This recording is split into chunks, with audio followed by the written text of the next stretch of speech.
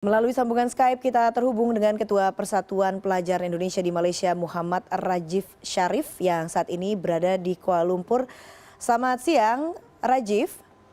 Selamat siang, Mbak Eva. Ya, hari ini Malaysia mulai memberlakukan lockdown. Bagaimana situasi di sana? Jadi kalau untuk kondisi, Mbak, sebenarnya yang diberlakukan oleh Malaysia sekarang itu mereka sebut dengan perintah kawalan pergerakan. Jadi sebenarnya implementasi kebijakan ini lebih kepada movement control order, bukan totally lockdown yang kita kenal dengan yang dibuat sama negara-negara lain seperti Italia dan China, tapi lebih kepada membatasi gerak-gerik warga negaranya agar senantiasa lebih berhati-hati dan tetap waspada dengan membatasi beberapa kegiatan dan agenda lainnya seperti keluar rumah dan juga membatasi gerak-gerik seperti bekerja di kantor dan lain sebagainya. Artinya dengan pembatasan pergerakan ini, apakah kemudian ada sanksi yang diberlakukan apabila ada yang melanggar kebijakan yang dikeluarkan oleh Perdana Menteri Malaysia ini? Ya, benar sekali, Mbak. Jadi kalau untuk sanksi mereka langsung menurunkan undang-undang untuk masalah ini dengan Akta Pencegahan dan Pengawalan Penyakit Berjangkit 1988 dan Akta Polis 1967 yang memang kita sangat diarahkan untuk tetap standby di rumah masing-masing tanpa harus melanggar peraturan yang sudah mereka tetapkan, dan sebaiknya arahan yang dilakukan oleh kerajaan dapat dilaksanakan dan implementasikan dengan baik oleh seluruh masyarakat. Bentuknya ini seperti apa? Apakah artinya ada penutupan selain kemudian tentunya penutupan toko-toko begitu ya? Apakah memang dibarengi dengan kebijakan apa saja misalnya? Bagaimana dengan transportasi publik? Apakah juga ada pembatasan?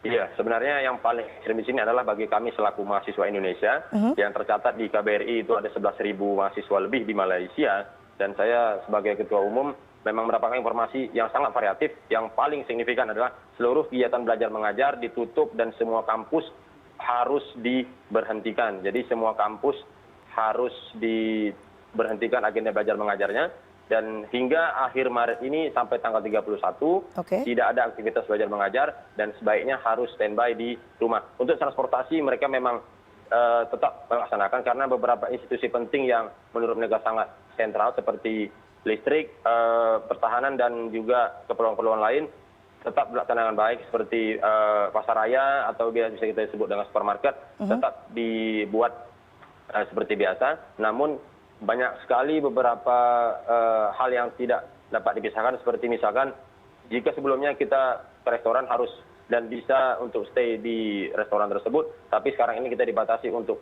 hanya boleh bawa bungkus, yang mana kita harus tidak boleh standby di lokasi yang lebih dari 20 orang di situ untuk menghindari hal-hal yang tidak diinginkan dengan keramaian tersebut, Mbak. Oke, artinya supermarket dan rumah makan atau restoran ini tidak ada kebijakan untuk penutupan, begitu ya, Rajif? Iya, benar sekali. Jadi kalau untuk arahan, sebaiknya mereka diminta untuk tutup, namun durasi mereka untuk buka dibatasi, Mbak. Jadi, dan kita tidak bisa langsung ke sana dan bisa menikmati panganan di sana, dan kita harus senantiasa ibaratnya menjauhi diri dari lokasi-lokasi umum. Dan memang kalau suasana hari ini di Kuala Lumpur itu sangat-sangat renggang, sangat-sangat kosong, lalu lintas itu seperti mati karena banyak sekali pertokoan yang tutup.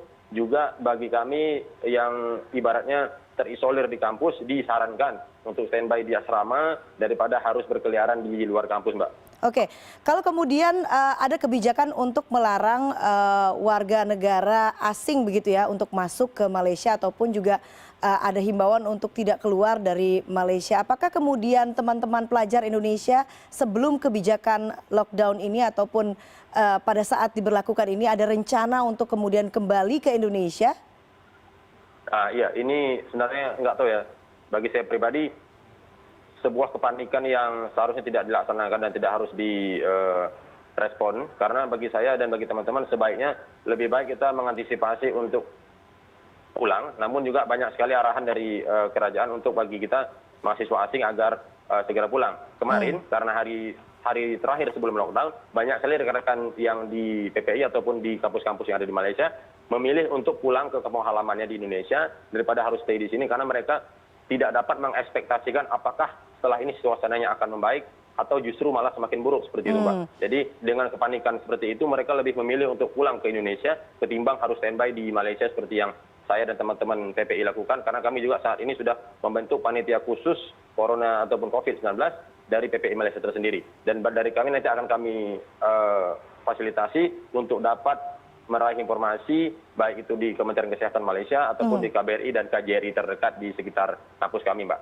Oke, Rajiv, artinya dalam pemberlakuan pembatasan pergerakan di Malaysia ini selama yang berlangsung sampai 30 atau akhir Maret begitu ya, warga negara Indonesia ini apakah masih boleh untuk pulang ke tanah air? Nah, iya. Jadi kalau dari arahan yang disampaikan oleh Majelis Keselamatan Negara, jadi mereka mengarahkan kalau untuk warga negara asing yang memiliki visa atau izin tinggal seperti residen seperti kami, yang mana kami mahasiswa diberikan visa untuk pelajar, dinasihatkan sebaiknya kalau memang ingin pulang dipersilakan untuk pulang. Namun saya pribadi lebih baik kita standby di sini karena kita punya izin tinggal dan kita juga jauh daripada tempat-tempat yang diantisipasi berbahaya untuk tempat-tempat yang mereka sarankan untuk dijauhi seperti tempat-tempat pariwisata dan pusat keramaian seperti itu, Mbak. Bagaimana kemudian dengan KBRI Malaysia? Apakah ada himbauan khusus terhadap warga negara Indonesia yang berada di Malaysia?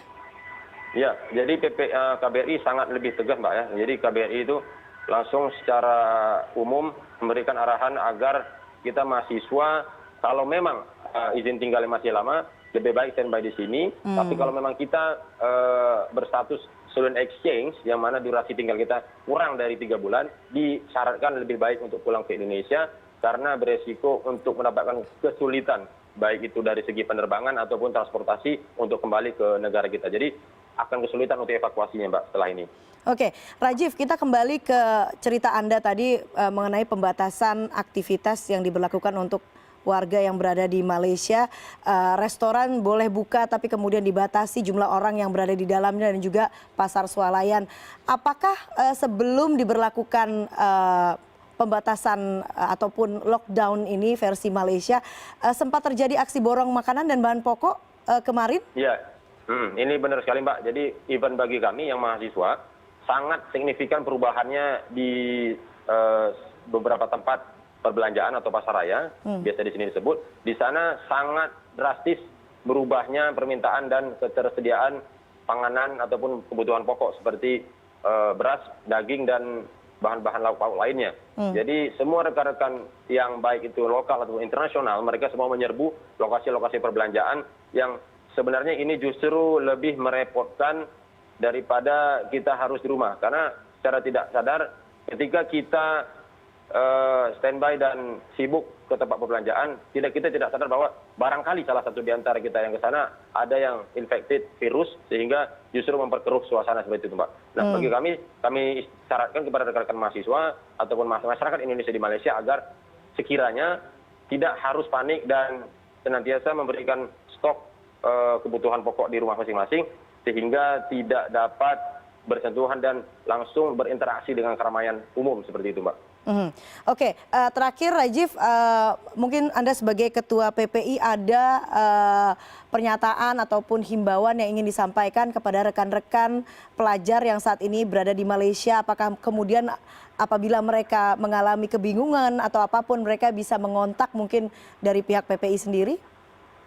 Ya, untuk rekan-rekan seluruhnya, baik itu mahasiswa ataupun masyarakat Indonesia, kami PPI Malaysia secara tegas dan secara tanggap memberikan arahan yang mana kami sudah membentuk panitia khusus COVID-19 PPI Malaysia yang langsung diketuai oleh tim kami di Badan Pengurus Harian. Bagi teman-teman yang barangkali sudah tidak mampu ataupun sudah merasa kesehatannya tidak baik ataupun kesehatan yang menurun, kami sarankan untuk menghubungi hotline kami, baik itu dari PPI Malaysia ataupun langsung menuju ke KBRI dan KJRI terdekat. Kami membuka layanan dan segala macam bentuk informasi dan arahan dari teman-teman jika progres ataupun ada kondisi yang berubah, baik itu dari fisik ataupun di lingkungan teman-teman sekalian. Jadi dari segala macam titik sudah kami berikan arahan, mulai dari Kementerian Kesehatan Malaysia, KBRI Kuala Lumpur, KJRI di setiap wilayah, baik itu di Johor, di Kuching Sarawak, ataupun di Penang di utara.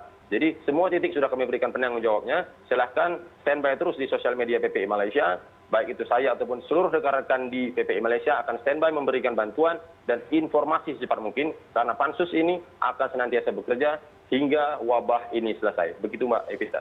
Baiklah, Muhammad Rajif Syarif, Ketua Persatuan Pelajar Indonesia di Malaysia. Terima kasih atas informasinya di CNN Indonesia News Report. Selamat siang.